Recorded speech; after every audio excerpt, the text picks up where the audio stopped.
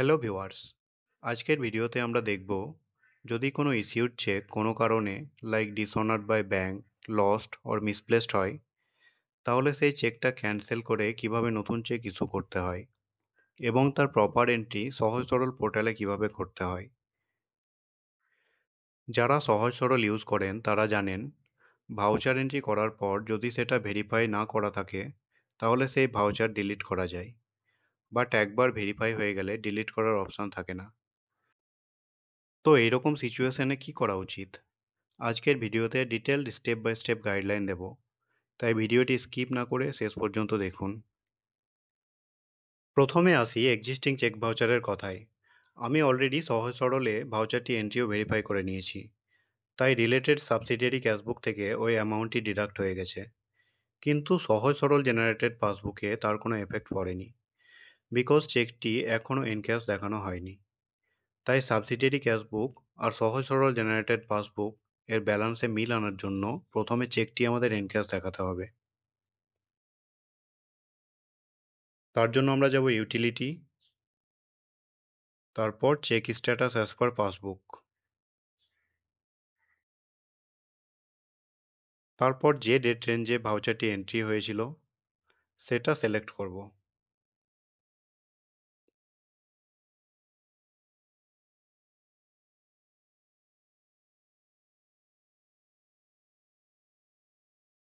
Type select করব payment, bank account, যে bank অ্যাকাউন্টের চেকটি ছিল সেই ব্যাঙ্ক অ্যাকাউন্টটি সিলেক্ট করব।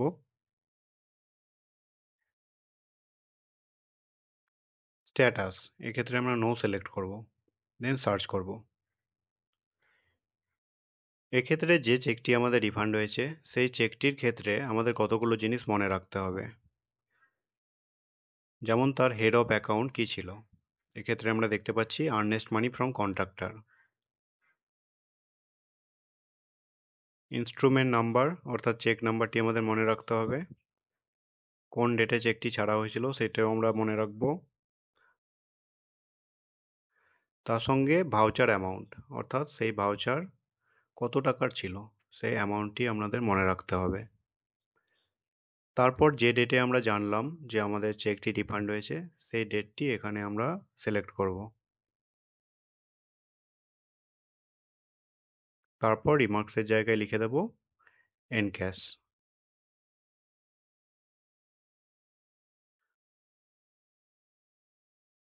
তারপর সেভ বাটনে ক্লিক করব। তাহলে চেকটি আমাদের এনক্যাশ হয়ে গেল।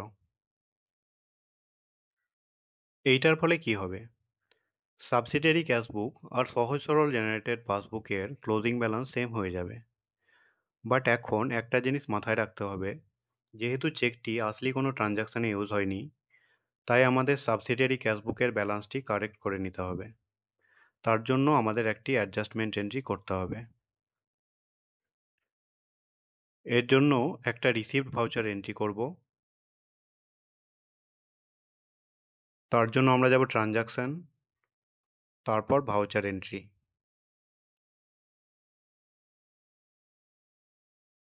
ভাউচার মোড সিলেক্ট করব, রিসিভড।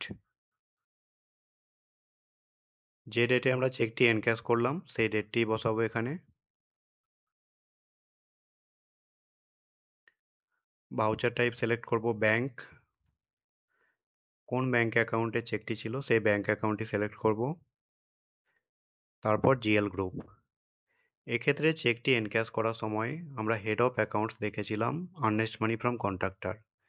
এখানেও সেম হেড অফ অ্যাকাউন্ট আমাদের সিলেক্ট করে নিতে হবে, তা না হলে অ্যামাউন্টটি অন্য হেড অফ অ্যাকাউন্টে ডিপোজিট হয়ে যাবে।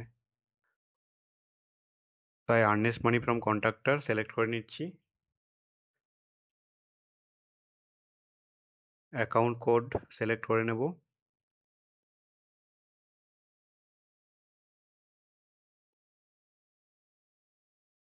ইনস্ট্রুমেন্ট টাইপ, এক্ষেত্রে আমাদের instrument type direct deposit select করে নিতে হবে। ব্যাংক, যে ব্যাংকের চেকটি ছিল সেই ব্যাংকটি আমরা লিখে নেব এখানে। তারপর গ্রস অ্যামাউন্টের জায়গায় চেকটি আমাদের যে অ্যামাউন্টে ছিল সেই অ্যামাউন্টটি আমাদের বসিয়ে নিতে হবে। তারপর ভাউচার ন্যারেশন। এক্ষেত্রে আমরা অ্যাডজাস্টমেন্ট এন্ট্রিটি কী কারণে করছি সেই রিজনটি লিখে নিতে হবে।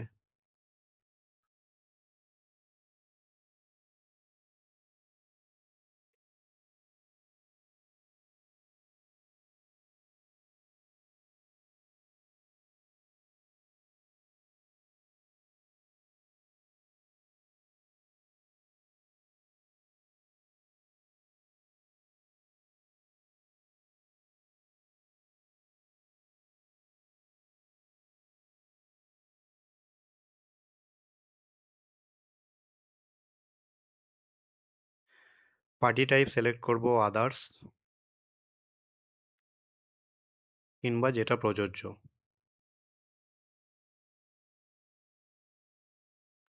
রিসিপ্ট ফ্রম চেকটি আমরা যাকে দিয়েছিলাম তার নামটি লিখব। পার্টি অ্যাড্রেস, তার অ্যাড্রেসটি লিখে নেব।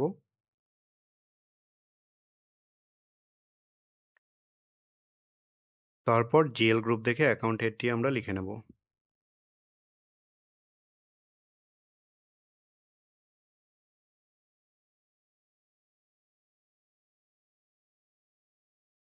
তারপর সেভ করব and submit.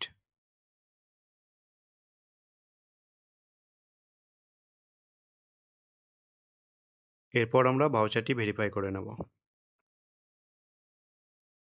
Search, date range বসাবো, দেন ভাউচার টাইপ সিলেক্ট করব রিসিপ্ট, দেন রিট্রিভ। তারপর সিলেক্ট করে verify, then submit and verify.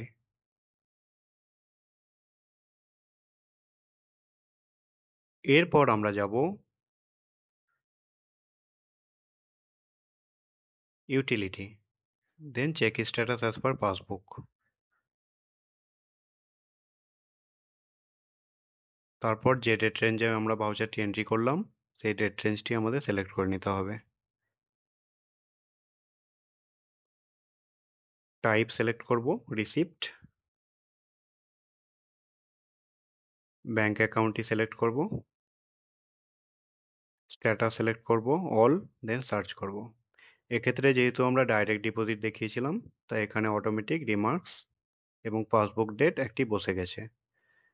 যদি সেটা না হয় তাহলে সেটা আমাদের পাসবুক ডেট, যে ডেটে আমরা এন্ট্রিটি করলাম সেই ডেটটি বসাতে হবে এবং তার সঙ্গে রিমার্কসের জায়গায় এনক্যাশ লিখে তারপর সেভ করতে হবে। এরপর আমরা সহজ সরল জেনারেটেড পাসবুকটি একবার দেখে নিতে পারি। ডকুমেন্টসে যাব, দেন ব্যাঙ্ক ও ট্রেজারি পাসবুক। ব্যাঙ্ক অ্যাকাউন্টটি সিলেক্ট করে নেব, তারপর ডেট রেঞ্জ বসাবো,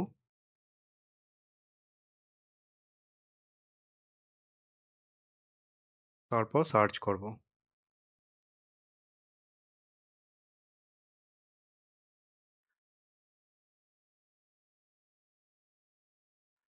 অল সিলেক্ট করে নেব।